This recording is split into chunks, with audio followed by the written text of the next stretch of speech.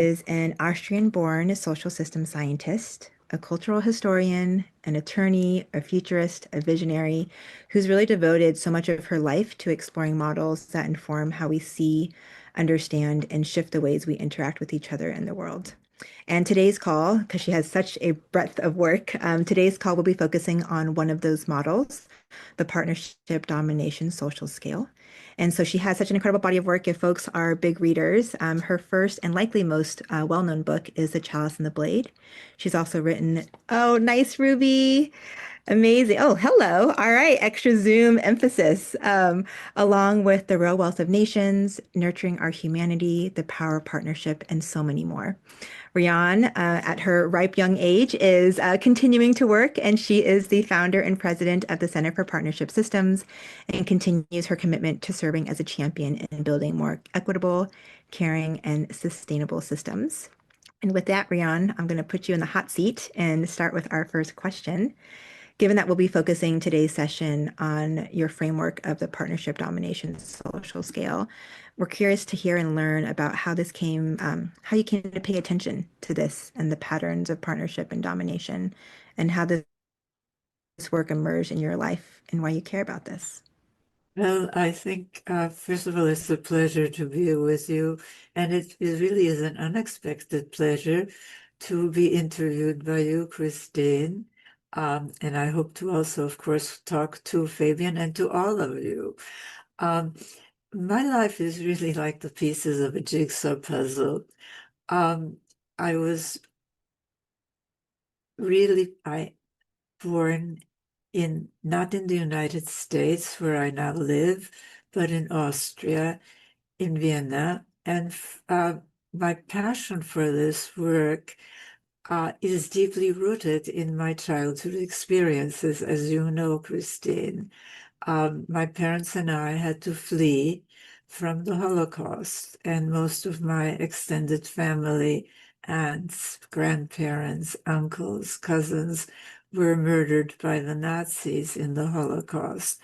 And so there was a question for me that haunted me, really. Does it have to be this way? You know, on Crystal Night, when a gang of Gestapo men came to drag my father off, I witnessed, of course, cruelty and insensitivity, violence. But I also witnessed what I today call spiritual courage. And no, it's not the courage to slay the dragon, like we've been told, courage to define courage in violent terms. It's really the courage to stand up against injustice out of love, out of caring. And that's what so many of you in your organizations display. And I saw it in my mother. She recognized one of the men as a former errand boy for the family business, and she got furious. She said, "How dare you do this to this man who has been so kind to you? I want him back." Now, she could have been killed. There were many Jewish people who were killed that night, but by a miracle she wasn't. By a miracle she obtained his release, and we fled Vienna. And I had to ask myself whether, having witnessed both the violence and the insensitivity and the cruelty, whether that is necessary, whether that is inevitable, because so many of our stories tell us that, don't we? I mean, starting with the caveman cartoon, right?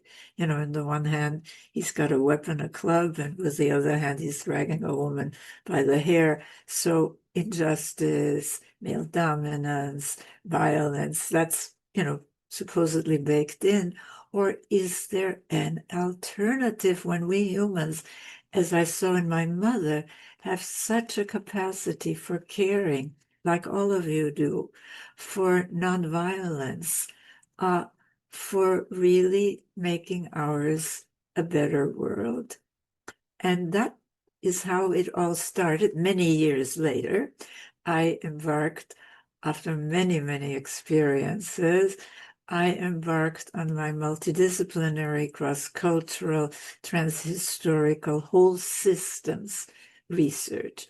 And yes, and I'll stop in a minute, it took into account things that are not taken into account, like childhood and family, like gender, where we really, as I write in my latest book, Nurturing Our Humanity, uh, where we take into account what we internalize really in our childhood, what we observe, what we experience, which is not part, as you know, but is slowly becoming part of the conversation, of the mainstream conversation. So I'll stop at this point. Mm. Riane, especially given the times that we're living through in this moment, when you think about the partnership domination social scale and how you just shared a little bit about some of the early childhood years that you experienced that had you experience and witness the partnership and domination in action, how do you see us understanding and putting it into action to help us meet this moment? Well, I think that what we are experiencing is not really understandable through our conventional categories of right, left, religious, secular, Eastern, Western, Northern, Southern, because, well, back to my really whole systems research, what's really happening is a regression to what I call a domination system, rigid rankings of domination, man over man, man over woman, race over race, religion over religion, etc., etc.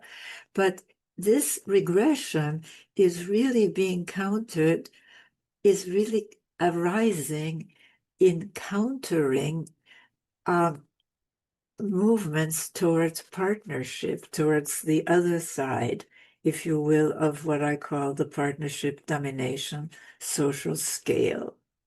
Because if you really think of all the conventional social movements that we have seen accelerating really during the last 300 years, during a time of disequilibrium when the Industrial Revolution got into high gear, starting with the Enlightenment. Uh, all of these movements have challenged the same thing, a tradition of domination. I mean, think about it for a moment. The so-called divinely ordained right of kings to rule over their subjects was challenged, right? A tradition of domination in the 1700s.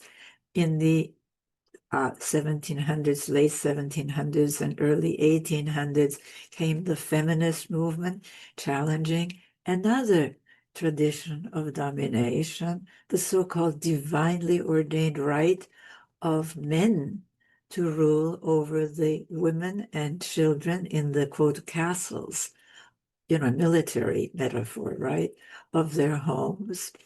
Then came the abolitionist, and then, after the abolitionist movement came also the civil rights, the Black Lives Matter movement, challenging another so-called divinely ordained right, another tradition of domination, the so-called divinely ordained right of a quote superior race to rule over an inferior one, all the way, I mean, if to the environmental movement that I know many of us, I mean, the domination system is really taking us to an evolutionary dead end, not only in our time of nuclear weapons, but in our time of climate change more slowly, right? But it's the same threat. Because the violence is what maintains these top-down rankings. But think about it, what does the environmental movement challenge? Challenges another tradition of domination, the so-called divinely ordained right of man to rule over everything that moveth, right, on this earth, towards our Mother Earth. And yes, there is a connection between well, my work is really about connecting the dots, okay? Social justice movements, movements for peace. I mean, they're all challenging what is inherent in domination systems. They're unjust. They have to be because they're top-down rankings, aren't they? And what really maintains them, as we see so clearly in the current regression towards domination globally, but also where I live now in the United States, force, fear. That's fear of pain and violence, right? So this, I'm devoting my life really to spreading this larger frame. Why? Because those pushing us back to more rigid domination times have, I mean, it's almost as if they read my work, and they said, oh, let's pay attention to gender. Let's pay a lot of attention to gender, and they do. Let's pay attention to childhood and family. What are children exposed to, right? Let's not let them see that there is a partnership alternative, right? Um, and let's pay a lot of attention to economics because it's not capitalism per se. We need a free market. We don't happen to have a free one. It is domination economics. Starting with a look back to a Chinese emperor or an Arab sheikh or an Indian pasha. A huge gap, isn't there, between those on top and those on bottom, or a feudal lord, or neoliberalism. I mean, what is it? It's neither neo, neither new, nor liberal. It is really a return to domination economics, to, if you will, this trickle-down economics. Think of the feudal times, right? When you had literally those on bottom having to content themselves with the scraps dropping from the opulent tables of those on top. That's domination economics. And of course, as you all know, story and language, because consciousness, right? And that's what my work, those, by the way, are four cornerstones of either domination or partnership. And our job is to move those cornerstones from domination to partnership. And there are many, well, you are part of that movement, all of you. Riane, I'm Yes. curious. Yeah, I'm curious because I feel like you have such a horizon and perspective of seeing so many things that have and have not worked. And I think something that I've really appreciated in spending time with you is actually learning both in ancient history, but also in more current times, different examples of good models of partnership. And I'm curious to hear a little bit more about the things that you've seen over time that might give us an opportunity to see something more beautiful and more positive moving forward. Well, the first book drawing from this multidisciplinary, cross-cultural, transhistorical research was The Chalice and the Blade. And the subtitle, as you know, is Our History, Our Future. And we've been told a false story of our history. And we've all accepted it, haven't we? Um, and it is truly a false story. And what we have, unfortunately, is a very fragmented consciousness. We don't see that there is a connection between the story that we're told about our past, that this really affects the story we're told about our potential future. The reality is, and this is brought out in The Chalice and the Blade, And by the way, the findings in the chalice and the blade are being verified all over the place. Uh, but what it shows is that for a long, long period in our prehistory, human society oriented more to the partnership side rather than the domination side of this partnership domination continuum. And it's very interesting because the book I came out in 86, and it's having something of a resurgence today. Among other things, because so many findings are coming out, but in bits and pieces. I mean, archaeologists in China just excavated a matrilineal society that was more peaceful, more gender balanced, and more equitable. Çatalhöyük is being written about in many places. The site in Turkey that was, again, there's no signs of destruction. And that is already in the chalice and the blade.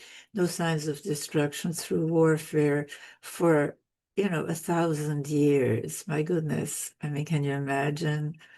Um, as the archaeologist Ian Hodder, Stanford archaeologist, wrote in the Scientific American a long time ago, no signs of gender imbalance. Not sameness. I mean, that's not the point. The point is, well, he writes, there was no sign that there was any reason to think that in Çatalhöyük, their being born male or female influenced one's status in life. And yes, it was a generally egalitarian society. But what's very interesting is if you look at the books that are coming out today saying, oh, we didn't always live in what I call a domination system, they never mention gender. Isn't that interesting? They are Interesting amazed and with convenient. egalitarian that it was more, more, but somehow the two basic forms of humanity, think about it, women and men. Why do those pushing us back, number one, claim there is never been anything in between? They're only women and men, right? And that's it. And why do they have such rigid gender stereotypes? Well, of course, it's to rank male and, quote, masculine, the stereotype, over, quote, female and feminine. And this has nothing to do, by the way, with being male or female. Men, I mean, caring is a human capacity. Look at the men in this group. You are working for a better world, but be very careful that what you are not really envisioning is another people or another country or another race being on top, because as happened in the former USSR, it turns out to be another domination system, doesn't it? Mm-hmm. Riane, I'm curious, given that you're, sharing this in front of this group that is such a group that puts care and relationships at the core of everything that we do, particularly when we bring together communities and networks and ecosystems. Before we go into breakouts, I'd love for you to give us a little bit around how can we who do this work help shift the paradigm? Like what opportunities do you see us having with folks who are putting care and relationships at the center of everything that we do? Well, I think we, from my perspective, need this frame. Because if we think that we are all working on disparate issues, we're all working on changing traditions of domination, aren't we? And if we don't change our economic system to actually reward this work, rather than classifying as reproductive. I mean, we have a weird heritage in economics. And I think that we need to focus on these four cornerstones. Yes, we have to keep putting out the fires, but domination systems are trauma factories, starting in families, going on to economics. It is really maintaining the system, unfortunately. But so at the same time, we also need to have strategic initiatives. And this is where your opportunity comes in. Focus on the four cornerstones. Focus on family, because that's what neuroscience shows. Really, what children observe or experience especially in their early years, affects nothing less than how our brains develop. And with that, how we think, how we feel, how we act. Now, the good news is that we can change our wiring, if you will, even as adults. But think about how much effort that is. And think of how traumatized the people who cling. I mean, denial is their middle name, isn't it? Climate change denial, trauma, really, election result denial, uh, denial of COVID-19. I mean, and it starts in our childhood. We are doing, and I want to invite all of you to attend a summit on October 29, focusing on the link, because we have to learn how to connect the dots, if you will. Huge dots, by the way. On the link between what happens in childhood and war, violence in the family, which we've been taught to dismiss, kind of to marginalize as, quote, domestic violence, right? Let's call it what it is, family violence, violence in the family. That changes how we look at it, doesn't it? Um, there's so much, and I will get back to this summit, but I do want to give you it has people from 17 nations in it, from 17 regions, parts of the world, from all parts of the world, really, um, in it. And the website is Peace Begins at Home Summit.org. And don't forget the summit, because there is another website called just Peace Begins at Home, which is lovely, but it has nothing to do with the summit. So it's Peace Begins at Home Summit.org.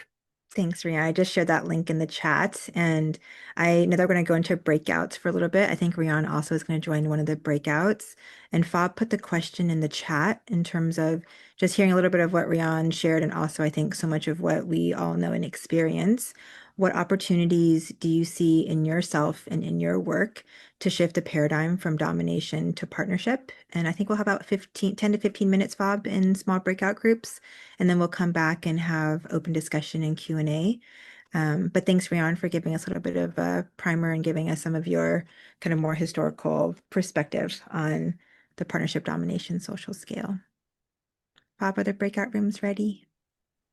Yeah, I just see some people are jumping, so I'm gonna quickly move the breakout groups, reshuffle a little bit. Just hold with me while I do this. Cool. And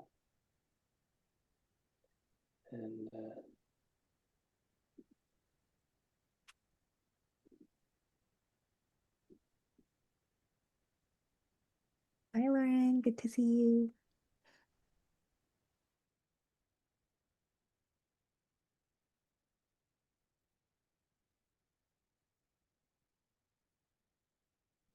Ingrid, I'm just adding you to a breakout. Just 1 second. And also with you, Olivia, I'm just adding you. Thank you for your patience. And Olivia. go. Let me know if it doesn't come up.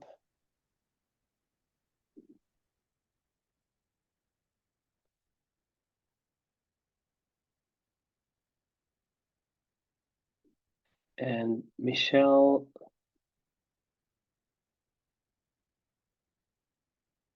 let me know if I don't see you somehow. Michelle Baldwin, if you want to join a breakout, you can, of course. I think you'll have to accept it.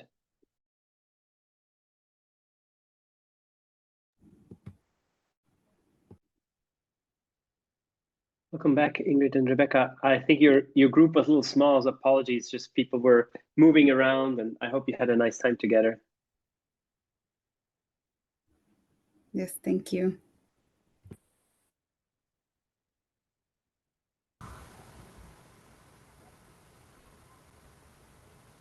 Hi, everyone. Welcome back. That teleportation is always a rough try. I know Luz and Mateo and I are in the midst of like closing the thought. I was like, wait. I'm curious to do a little kind of round of what came up in different groups' conversations, and then we can also maybe naturally go into some open Q&A, but I'm curious if there's some reflections or thoughts that folks want to share of what came out through their breakouts.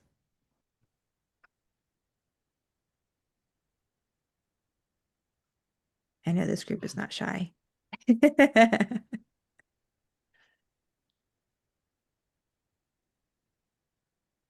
Maybe I can look to Luz or Mateo. I know one of the notes that we were ending on, both Luz and Mateo are in Buenos Aires and in Ecuador and speak more than English or and speak multiple languages. And we were talking about how spaces that sometimes are only speaking in English in of itself can kind of be a domination experience. And so, Luz or Mateo, I'm curious if one of you want to elaborate or share a bit about the inquiry or the thought that we were sharing in our breakout.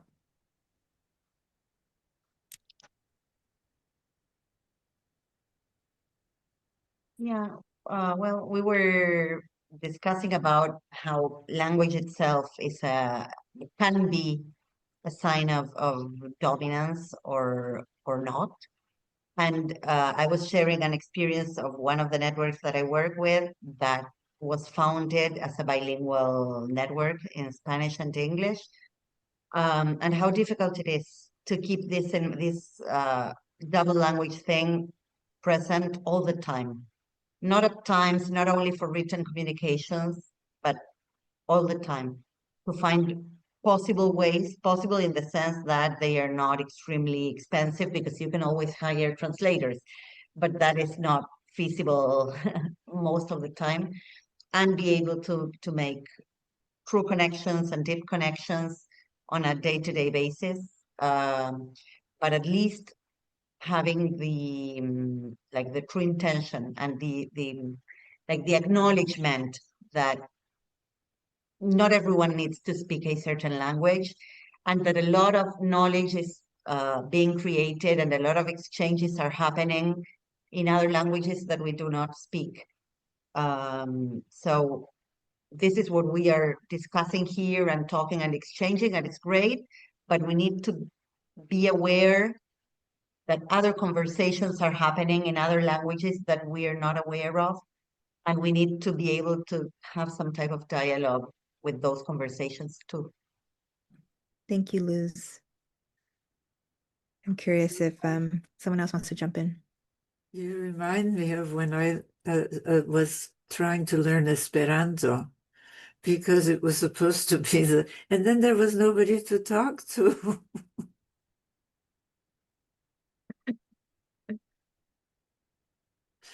But no, let's go on with some of the people reporting. I was in a wonderful, I have to say, a wonderful breakout room, and I have copious notes on it. So, but please report.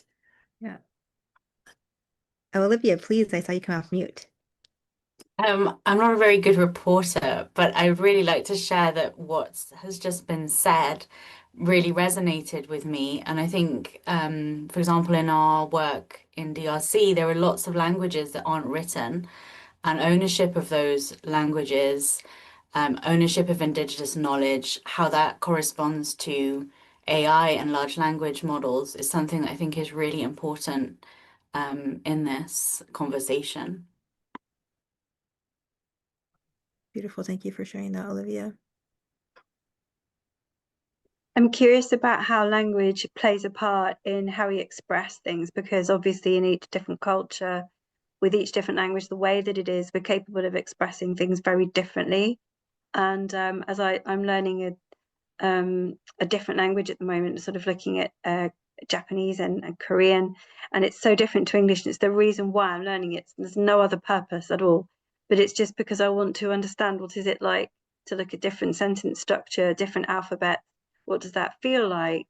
And as I do that, I see that obviously I know everyone here would, I'm sure, know this already, but it's that sense that you're thinking so differently. Things are so different when you organize words in different, structure in your sentences. And I'm very curious about what that does to how different cultures experience what we're talking about how we make those connections. So I think coming back to what was being said earlier about accessing different languages and people talking and having this conversation in different languages would be so important. And I'm really curious about how can we tap into those languages when we don't understand them and still hold that integral meaning. If that makes sense.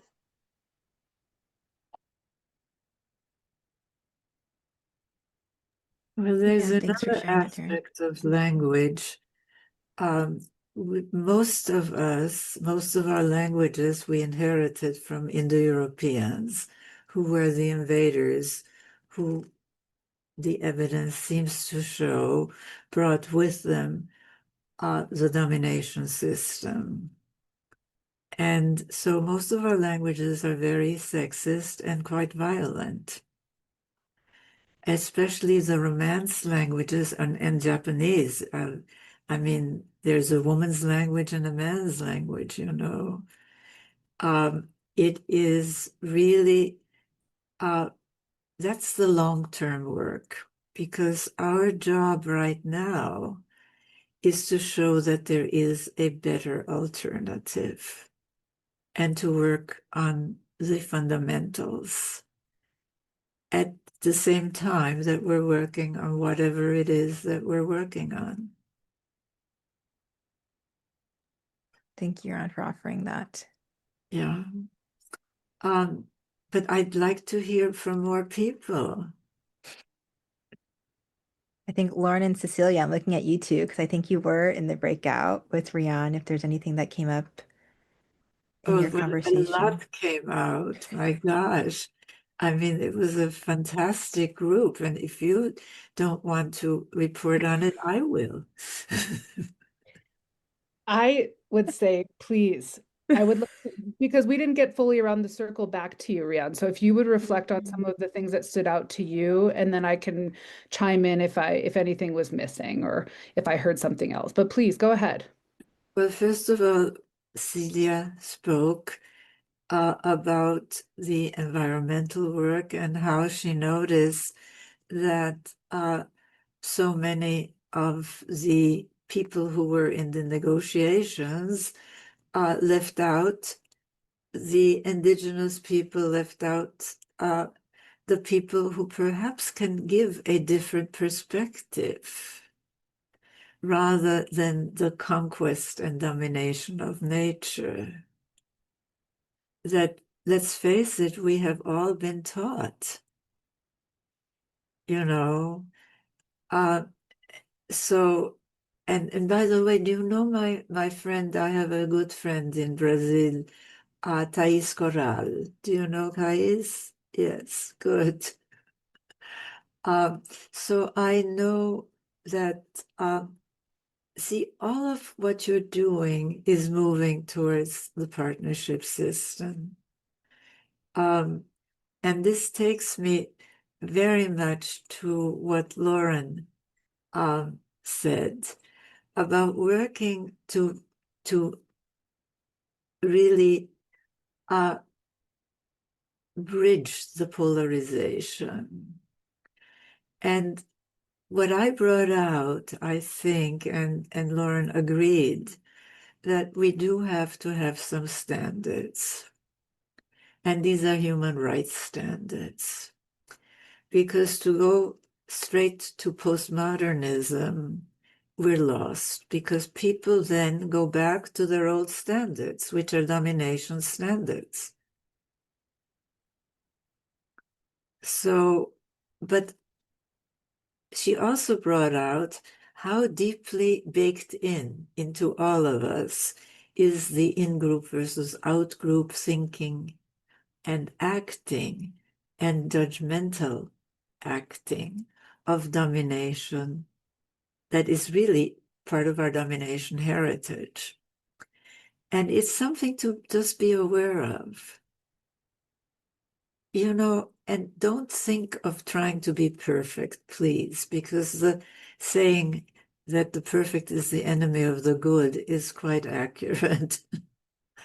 And don't think that it has anything to do with one's gender,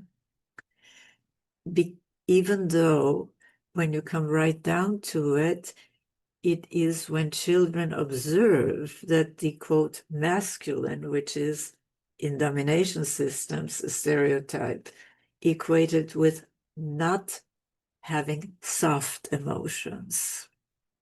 I mean, men are really robbed of their humanity, actually, in this system. But men in domination systems have a really hard time because on the one hand, they're given a sop, you know, they're king of the castle of their home, right?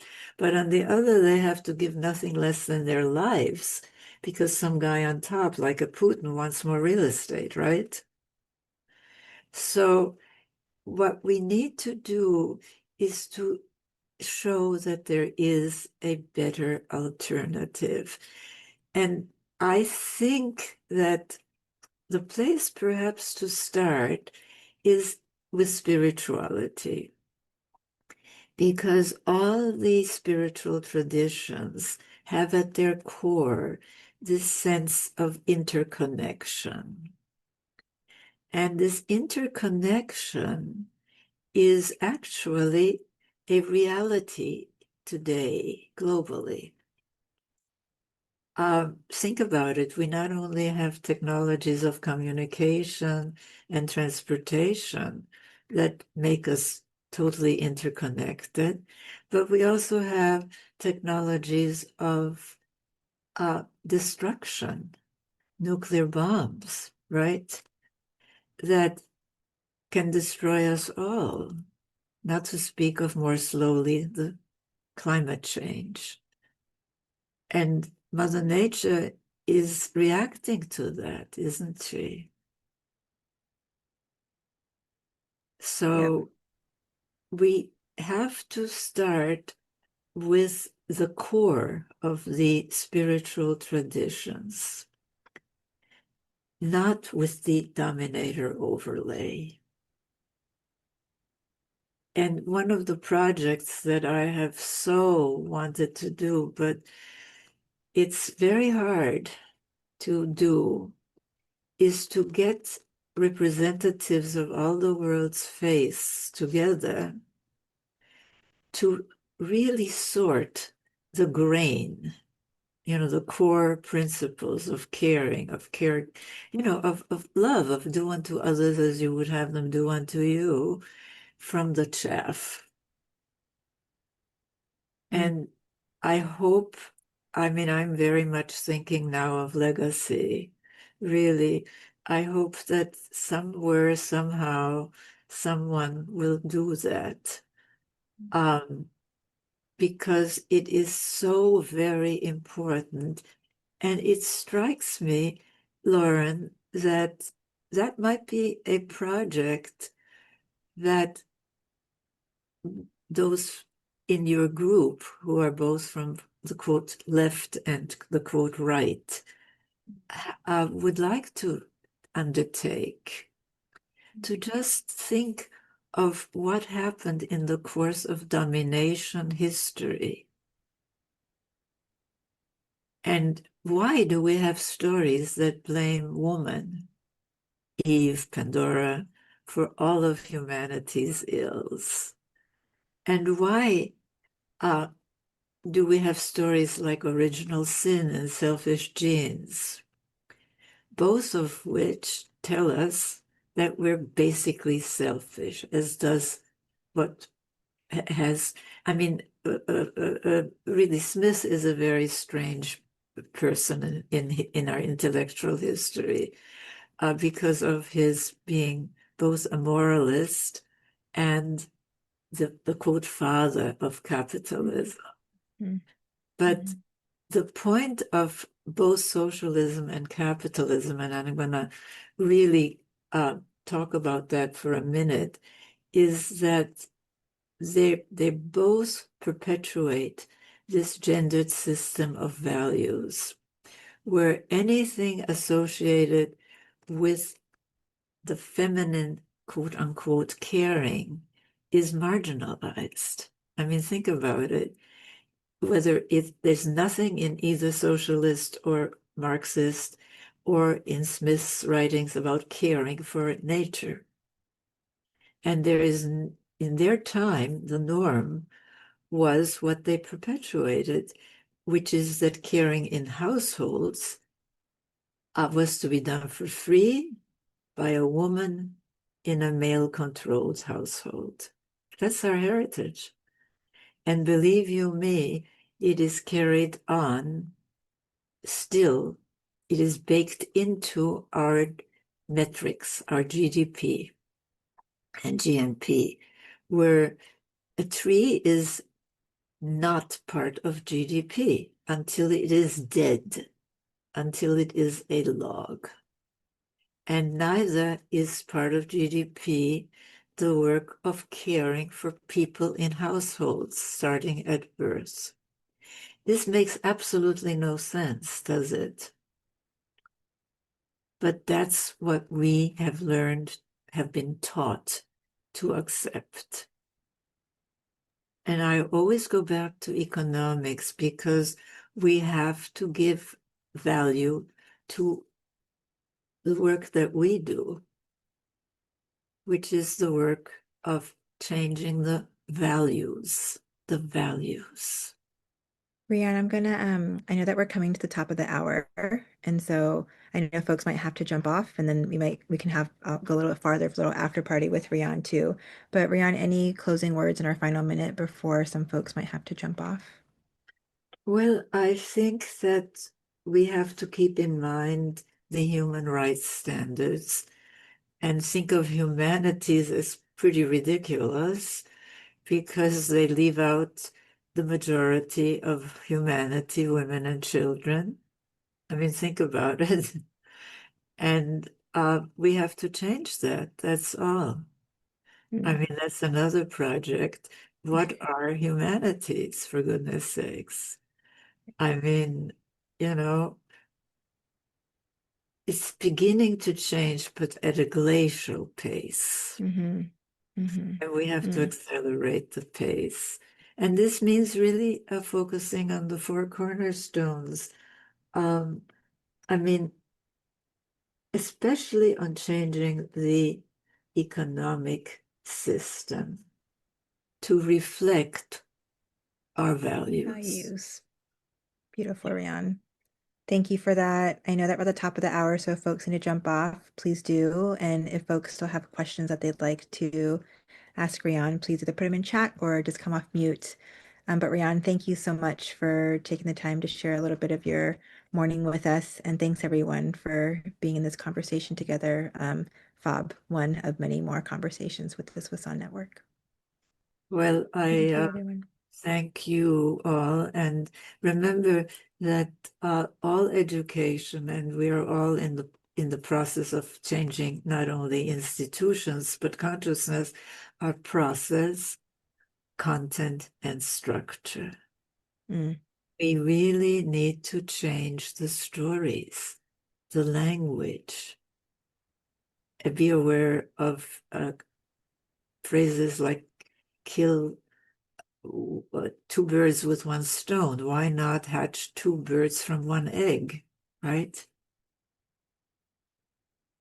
Language is very important. And the point that you made, Luz, about talking other languages other than English is very important. But the question is, what languages do we really pay attention to? Like Finnish doesn't have a word for he and she. It's interesting. Whereas the Romance languages, the plural subsumes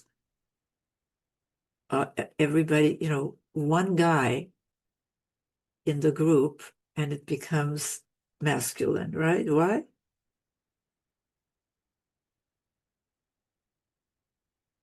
We've inherited that. So, my dears, you are all doing the work that needs to be done. And my job is to connect dots and to provide a framework.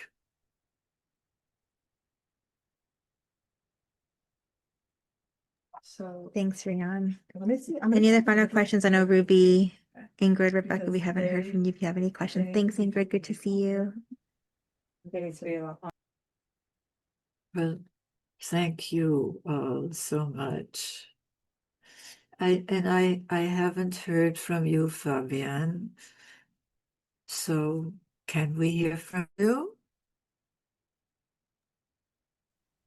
Yeah, I mean, I'm just so inspired to be, to witness like how deeply you have studied this and how much you have really connected the dots. And I also just so appreciate how you found these very tangible places to focus your energy on with these four cornerstones, where the domination systems show up. I think family and childhood, I don't think much about that, but you're right, it really shapes society in terms of how where how we bring up our kids. And I see that right now. I have a lot of friends who have young kids, and the narratives and the way that they do that will shape generations. And yeah, my partner works very much on gender, and so that's very close to me. Also, as you were saying, definitely more of a backsliding now than feels more of a backsliding than a forward move. Yeah, economics, a huge part of domination. You're absolutely right. And then language, narratives, language, stories. I think that is so deeply ingrained into how we think about,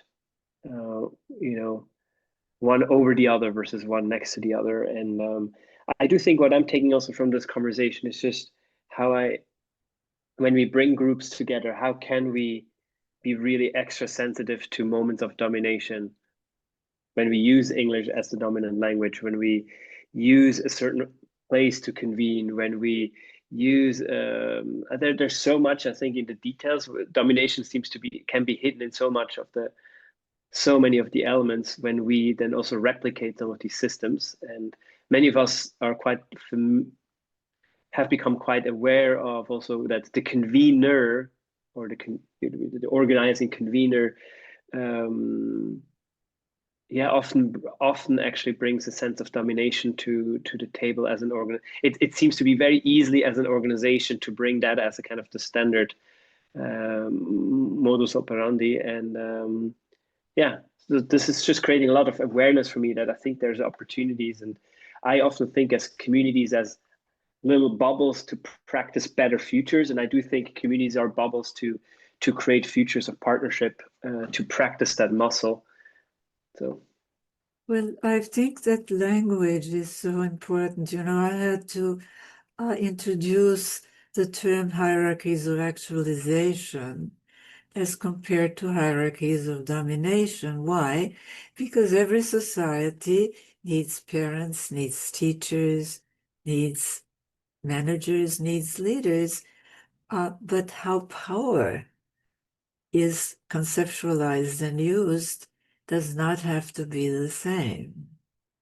And I will send you some very short articles to perhaps send to your membership, or have I done that already, Fabian?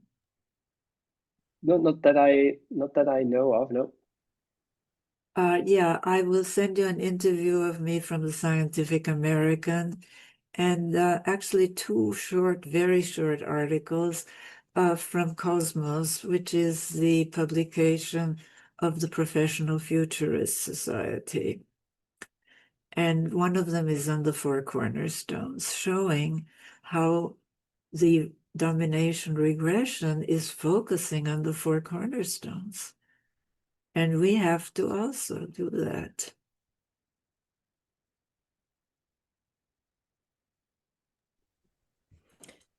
May I? Oh, do we have a minute? Yeah, I Yes, just want to say, yeah, thank you for this session, for organizing. Thank you, Riane, to you. I read your book years ago, and it just feels so powerful to me to learn about our history and to have our minds expanded as to what's possible. It doesn't have to be this way. Like, we know it in our bones, another way is possible. And I feel like I'm working on the kind of micro level, because I work for an organization that supports women to live in attunement with their menstrual cycle. So it's like coming out of this top-down dominator way of being with our bodies, but coming into right relationship with our bodies.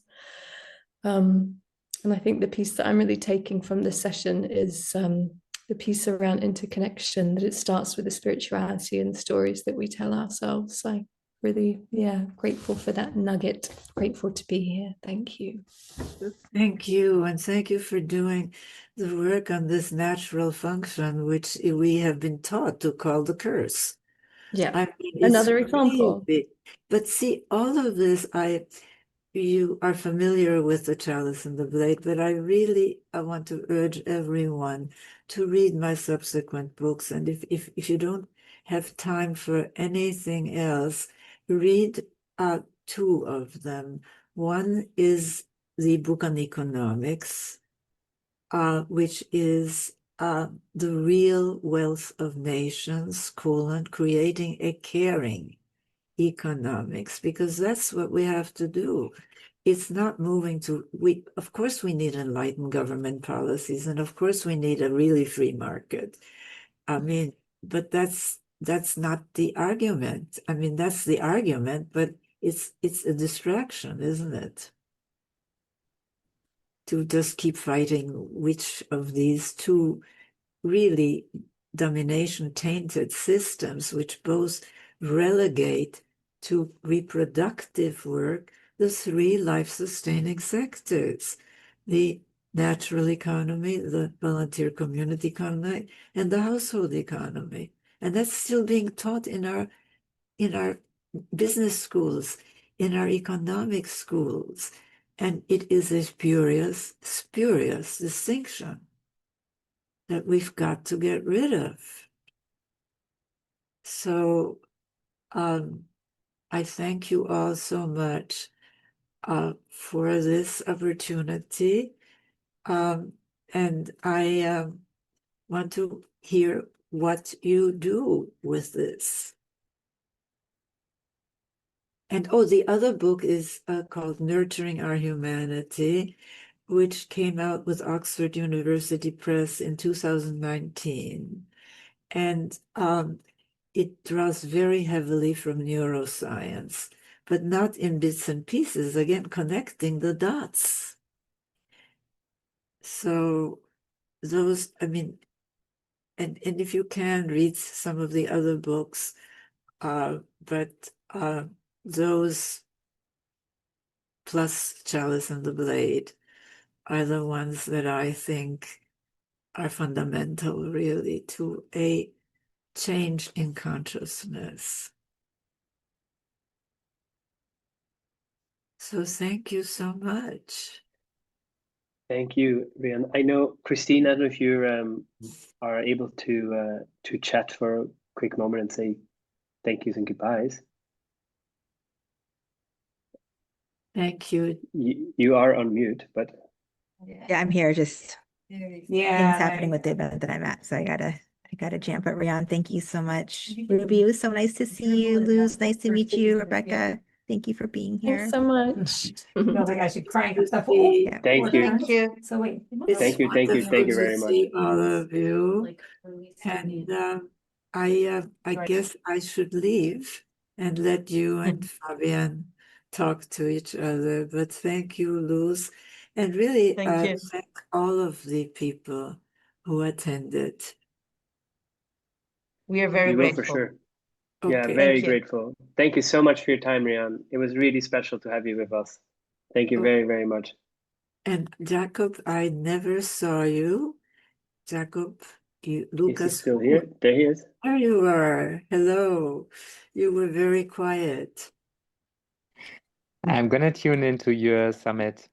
The Peace Begins at Home, and I'm very curious for that. And I took a lot of inspiration in terms of how to offer framings that connect people to bring their stories based on this sort of shift, like the underlying shift, like if there's the iceberg and where do we look at, especially to make our economic systems reflect our values. So it's been such a deep work that I felt like it was really helpful to listen to you for an extended period to kind of receive the nuggets and the nourishment. And I'm glad I was here. Well, I'm glad you were here too. And I really want to emphasize that we need you enlightened men. This is not a matter of women against men or men against women, as they would have us believe. Because, yeah, in domination systems, men really are forced. Well, they do get emotions, actually. They get anger and contempt, but they don't get the, quote, soft emotions, because those are feminine, right? And they're low on the totem pole. But lots of things to understand, but we do need the framing and the interconnection. So thank you all. And Thank you so much, Riane. Clear, yeah. Thanks, Jacob. It's good to see you. bye-bye. No, just so that Bye-bye, everyone. it's. Thank you so much. Do you see what Bye-bye, I'm and saying? thank you. Thank you.